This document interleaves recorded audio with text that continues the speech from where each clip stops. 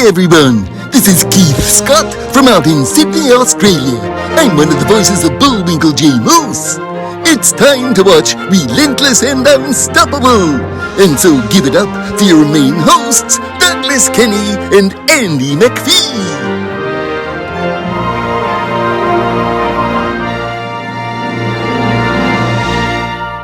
Yeah, and I think I don't know, it's interesting what you like. I have TikTok and you go through the comments sometimes on things and I go, why would anybody say that? You know? And a lot of these accounts are well, I to be honest, I know why people say things like that. It's because usually they're unhappy with what's going on in their lives and then they choose to project it onto other people. That doesn't mean it's okay. I guess sometimes I mean, when you've got a good community, when I post things, I go, it's okay, like my community's got me. I don't feel like I'm going to be attacked. But if I had like millions of followers, your community gets bigger, but you don't know these people, so they can shoot fires at you, and you kind of just have to dodge them and hope it doesn't burn you. Because yeah, otherwise your confidence is just going to be shattered again. Really, Yeah. yeah. Yeah, I know what you mean. So, yeah, we got to be careful with anything on social media, and because it can damage things, we can use it for the right reasons like this, Mm. but a lot of people choose not to. And well It done doesn't, for speaking up about that and saying how much you've learned. That's very powerful. That's great. yeah, yeah. And you know what's even more powerful? Mm. The main guy that I cyberbullied years ago, I mean, I cyberbullied a lot of people, but my Mm. fixation was on this race driver that I didn't like from my days when I used to be a NASCAR fanatic, and it Yeah. was just it just turned into an unhealthy obsession, and it Mm. took 3 years for me to just snap out of that and just decide it wasn't worth it. And look what happens more than a decade later. The driver and I are now speaking through Telegram and all that, both Oh my, sides being aware of the past, but having forgiven. oh, that's lovely. But the fact is that you've both gone, this wasn't okay. Let's, repair the relationship. And a lot of people just go, actually, no. I mean, there's been times in the past where I've had very unhealthy relationships with friends where they've been Yeah. very toxic and said really nasty things. And I kind of just assumed that that's what friendship was because I didn't know any different. Like, Hmm. and then eventually you go, wait, if they're making me more upset most of the time than they're making me happy, should I really be friends with them? Probably not. Um, Yeah. Yeah. and then you have to take that step away and you go, oh, and this was when I was a lot younger, maybe in my early 20s. And I was like, well, if I take that step away, then I've got no friends at all. So I was like, what's better? Having friends that are mean to me or having no friends at all? And it wasn't that I didn't have any friends at all. I did have other friends and I became closer with those friends too. But you kind of are in that situation where you think, oh, it's uncomfortable because that's what you know. Yeah. Yeah. Yeah. We got to be also careful with the people we hang around, because one thing I learned from my NASCAR days is, you have to be around the right atmosphere. And sometimes people that are watching sports in person or just races for that matter, sometimes you end up with the wrong people around you. And Yeah. that's I learned that because when I started going to races and other series, I saw a difference. An atmosphere change is needed Mm. sometimes, and sometimes that's Yeah. just letting go of friends and letting go of people you know. It's really interesting that you say that because when I used to dance a lot, the dancing atmosphere, well, in my dance studio, we were pretty nice dance studio, but some of the kids weren't very nice. Or from my dance studio, we were all like really friendly, and then I'd go and I'd do a show somewhere else, and the negative atmosphere of that, I was like, oh, like why is this girl being mean to me? Like, I'm not used to this. Like, my friends are all nice here. Why is this girl being mean? I don't get it. And then I was like, actually, I don't want to do this thing because it's making me feel bad. So, I finished up with the show and then continued to do other things that actually made me feel good because it's just not worth it. you know? Yeah, for sure. I used to play Mm. sports at a young age, but I had a problem with sportsmanship. But Mm. both of us have seen our growth, obviously, over the years as Yeah. we get older, because I used to not really, the thing is, when you're young, you always want to win every time you play a game. It's just our nature as humans. But, the thing about me was I had my own problems with sportsmanship at a young age. I've grown out of it as well, but it Mm. resulted in me actually being forbidden from playing sports in my high school years. And so, Oh no. but guess what happens 10 years later, a few days ago?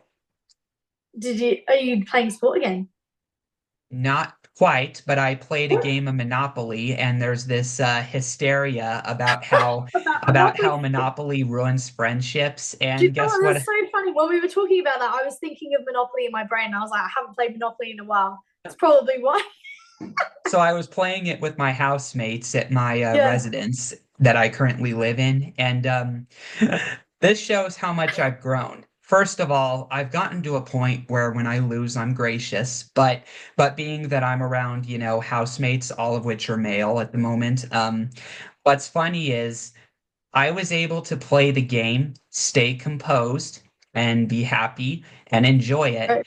and Yes. play fairly while also giving them that vibe of intimidation and, Yeah. like, you know, and what was funny was this was my look when it wasn't my turn. I just stayed composed and looked at him like And they would have been like, oh my God. he has tricks up his sleeve. Yeah, what is he doing? I don't know what's going on.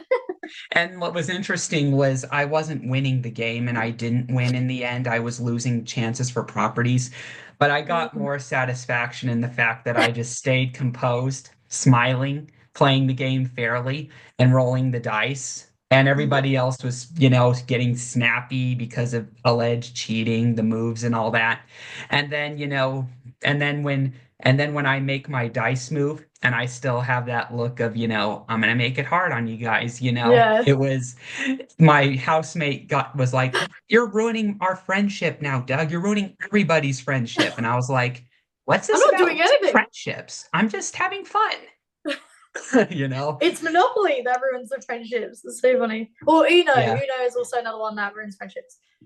Yeah, it was Like just when you stack, I don't know if you're actually supposed to do it. Like I've heard like put like a thing out and it was like you're not allowed to stack the 4 cards. You know the ones with the +4. They said you're not yeah. allowed to do that, and we're like, we're gonna do it anyway. So then everyone gets mad. So you stack like 6 of them up, and everyone's like, oh my God, I gotta pick up so many cards. It's all fun Yeah, and games.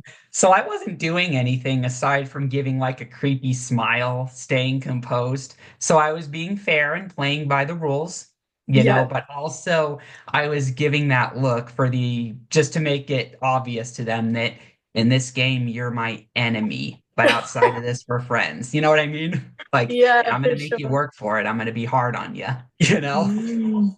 No, that's good. At least you're having fun. That's why we play games, right? Just to have Yeah, fun. that's the point of games is to have fun and Yeah. so yeah, it was a good night and yeah, that's just the beauty of having friends. Yeah, exactly. Just doing things that you actually enjoy instead of being with people that don't really get you and you kind of sat there like, I don't really get the conversation. And I've been in those before as well. But it's nice to, yeah, just have friends that understand you. That's good.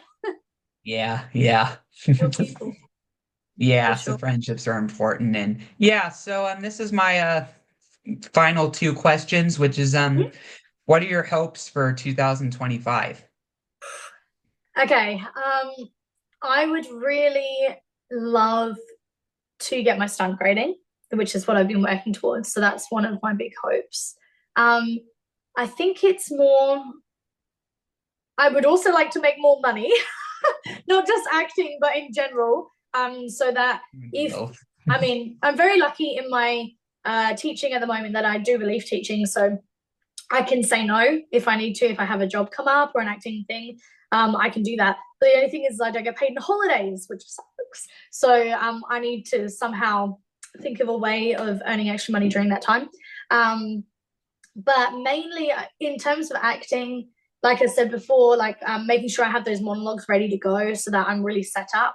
Um, keep doing my training for stunts, and I'd love to do more mocap stuff next year for sure. They're all things I'm so passionate about, so I don't think I'd have a really hard time. I don't think I'd have a hard time doing it because I just love it so much. But yeah, Yeah, what are your hopes for next year? well, for one, I want to make money just like you. Yes, But we've got to survive. I want something bigger and better though and more meaningful. Yes. Let's just say that this year, Amy, Hmm. the lesson I've learned is, sometimes there's little upside to being outspoken. It's easy Mm. to talk the talk, but it's hard to listen the listen. Mm. Yeah, I So agree. yeah. So, I'm trying to make sure that when I give opinions to people, that they're opinions that will help, not just me throwing Yeah. out an opinion, and sometimes you have to remember to have a filter and understand that someone's not asking for an Yes. opinion. They're just asking for like sort of your input. Yeah, yeah, I agree with that. It's interesting because sometimes what we think is going to help doesn't always. And sometimes I often ask kids that I'm working with, and it can work for adults too. Do you want me to just listen, or do you want me to give you, do you want me to help you? And then usually they go, oh, I just want you to listen, or I want you to help me. Then you know how to channel that as well, which is really I Yeah. do use it with adults as well, especially if people are upset. And usually they just want you to listen to them. Yeah. Yeah, True. and one thing that we all need to learn is to accept when we hear things that we don't want to hear. That's one other thing. Yeah. It's sometimes the truth is harsh, and I've seen many times this year where my friends have had to deal with that, and I've had to deal with it. My mom's had to deal with it. Sometimes you have to hear things even if you don't want to hear them. You know what I mean? Very necessary. Yeah, I agree. Because sometimes people try their best to say things in a nice way, and sometimes it doesn't always click. And Yeah. then when they say it harsh, you go, "Oh, that was harsh," but I get it now. Sometimes it's just like a reality check, isn't it? It's like, oh, that wasn't a very nice thing to say, but you have tried to say it in a few times before now, but now I've only just got it. So yeah, I agree. Yeah. Hard. So, how can your journey impact future stunt people and actors and actresses and anyone in the art of drama and theater and movies?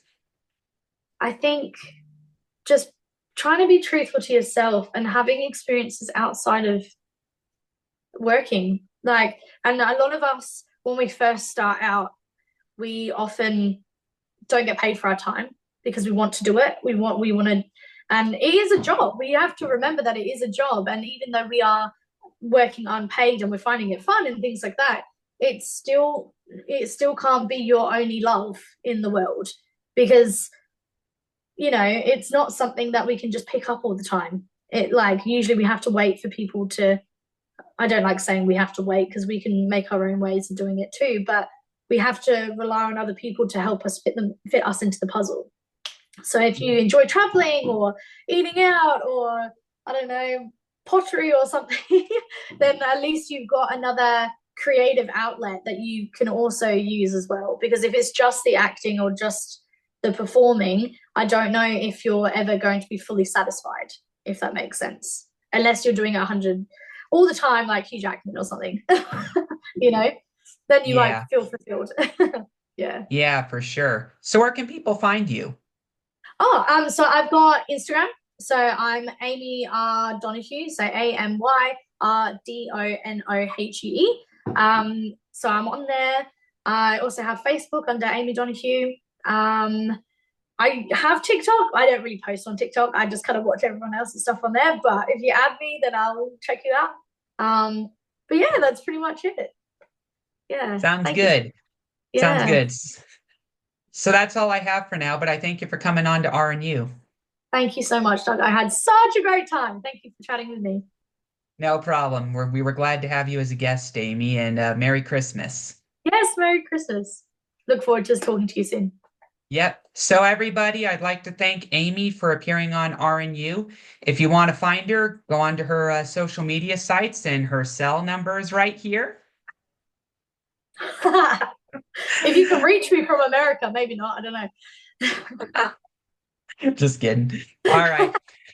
And aside from that, everyone, my RNU Resilient Santa Christmas sweater was award-winning in Phoenix as the best original Christmas sweater category. And so please go on to the RNU Bonfire website and pick yourself up one, whether in red color or blue color. Happy holidays. We wish you a Merry Christmas and happy holidays, and we'll see you next time on RNU. Gee, that's all we have for Relentless and Unstoppable. So tune into the next episode to hear more amazing stories from amazing guests. This is Keith Scott from Sydney, Australia saying so long, and I'm smarter than the average bear. Gee.